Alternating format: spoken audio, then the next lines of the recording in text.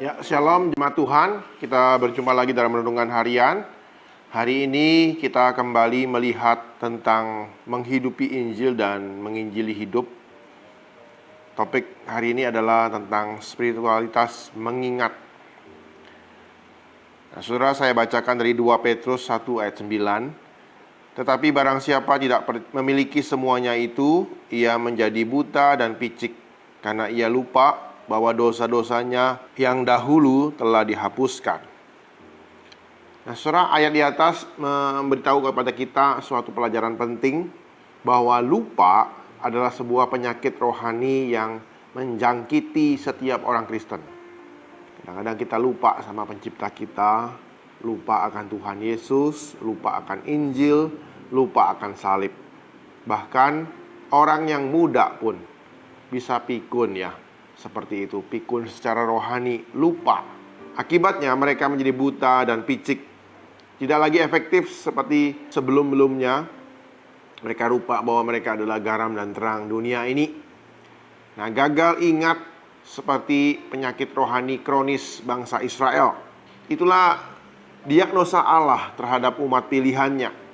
Dalam Nehemia 9 ayat 17 sampai 18, mereka gagal ingat siapa Allah dan segala hal yang ajaib yang pernah Allah lakukan dalam kehidupan mereka. Nah, saudara, mereka gagal mengingat siapakah Allah dan apakah yang Allah telah lakukan kepada bangsa Israel sepanjang sejarah kehidupan mereka. Nah, saudara, ketika bangsa Israel ini, yang tegar tengkuk ini, mengalami pikun secara spiritual, mereka mendadak berubah dan mengganti ingatan mereka dengan ingatan lain. Salah satu dari banyak contoh kasus yang muncul dalam kitab Bilangan adalah hati mereka penuh dengan ketidakpuasan. Nah, saudara, bangsa Israel pernah satu kali mereka mengeluh kepada Tuhan. Mereka lupa akan berkat Tuhan karena mereka sudah bosan makan mana setiap hari. Di mana dan mana di dalam kitab Bilangan 11 ayat 4 sampai 6. Jadi ingatan mereka telah terpolusi dan terjangkiti oleh virus. Akibatnya mereka hanya mengingat tentang begitu baiknya Mesir. Mereka bisa makan banyak, mereka boleh menikmati semuanya, tapi mereka lupa mereka pernah diperbudak dan mereka sangat menderita di Mesir. Yang mereka ingat adalah makanannya yang enak-enak. Nah, saudara, kalau kita melihat apa yang Allah inginkan, Allah mau kita ingat akan perbuatan-perbuatannya. Di dalam Ulangan 15 ayat 15 dituliskan, haruslah kau ingat bahwa engkau dahulu budak di tanah Mesir. Engkau juga ditebus Tuhan Allahmu dengan tangannya yang kuat. Yang menarik, saudara, gejala penyakit lupa ini muncul saat kita sedang mengalami krisis, bukan saat ibadah di gereja. Lagu-lagu terus mengingatkan kita bahwa Allah itu baik dan berdaulat. Pengakuan iman, persekutuan, firman Tuhan, khotbah. Namun belum tentu itu semua masuk ke dalam ingatan kita yang jangka panjang. Memang kita punya kecenderungan mengesampingkan Allah saat kita berada dalam situasi yang sulit maupun situasi yang nyaman. Kadang-kadang krisis membuat kita melupakan Tuhan, mengeluh kepada Tuhan. Kita menuntut berkat-Nya tercurah seperti yang dulu-dulu.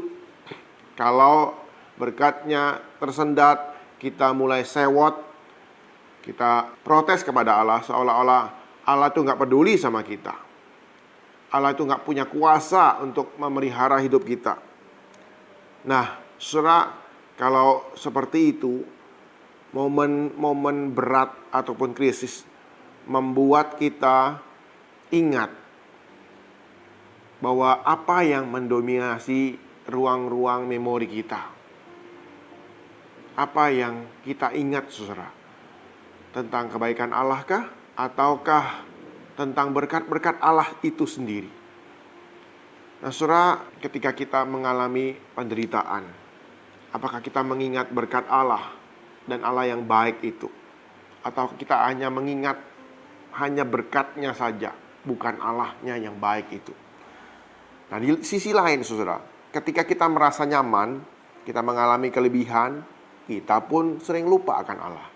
Kita hanyut menikmati berkat-berkat-Nya. Kita lupa sama pemberi berkat-Nya. Nah, saudara, itu gejala-gejala yang kita seringkali alami. Nah, karena memori begitu penting, tidak heran Allah berulang-ulang memerintahkan bangsa Israel untuk mengingat. Ingatlah hal-hal yang dahulu dari sejak purbakala, bahwasanya akulah Allah dan tidak ada yang lain. Akulah Allah dan tidak ada yang seperti aku. Yesaya 46 ayat 8-10. Kemudian Allah dalam Keluaran 12 ayat 14 mengajar bangsa Israel, memberikan suatu peringatan tentang Paskah. Hari ini akan menjadi hari peringatan bagimu. Kamu harus merayakannya sebagai hari raya bagi Tuhan turun-temurun. Kamu harus merayakannya sebagai ketetapan untuk selamanya. Kemudian mereka juga diperintahkan untuk mengajar anak cucu mereka untuk ingat akan firman Tuhan.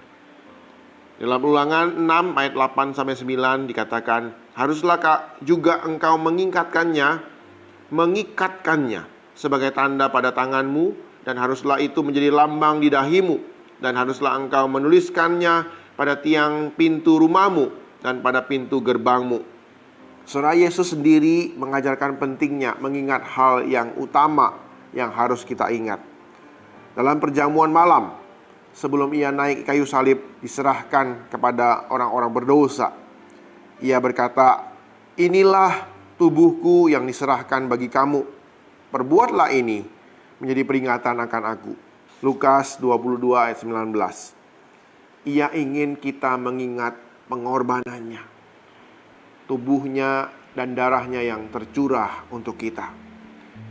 Nah, saudara, dengan kata lain, setiap kali kita berbagian dalam perjamuan kudus, kita perlu menancapkan kemuliaan salib Kristus dalam ingatan kita, agar kenyamanan hidup itu tidak membuat kita lupa akan Kristus, dan krisis tidak membuat kita mengutuki Dia. Mari kita melawan lupa. Jangan lupakan Getsemani, jangan lupakan sengsaranya, jangan lupakan cinta Tuhan kepada kita. Di masa-masa prapaskah ini, kita boleh terus disadarkan bahwa kita telah ditebus oleh Kristus dengan darah yang mahal. Pengorbanannya sudah menjadi jaminan, bukti bahwa Ia mengasihi kita sampai selama-lamanya. Amin. Mari kita berdoa. Tuhan, kami bersyukur buat kebenaran firman-Mu yang telah menolong kami, mengingatkan kami. Tuhan, kami memang manusia yang lemah, kami seringkali lupa Tuhan. Kami lupa Engkau, kami lupa firman-Mu, lupa Injil-Mu, dan tugas kami. Tolong mampukan kami membuat peringatan-peringatan Tuhan, terus mengulang akan firman-Mu, sehingga kami tidak lupa bahwa kami adalah anak-anak-Mu, murid-murid-Mu yang terus mau setia kepada Engkau ya Tuhan. Terima kasih Tuhan Yesus buat firman-Mu ini.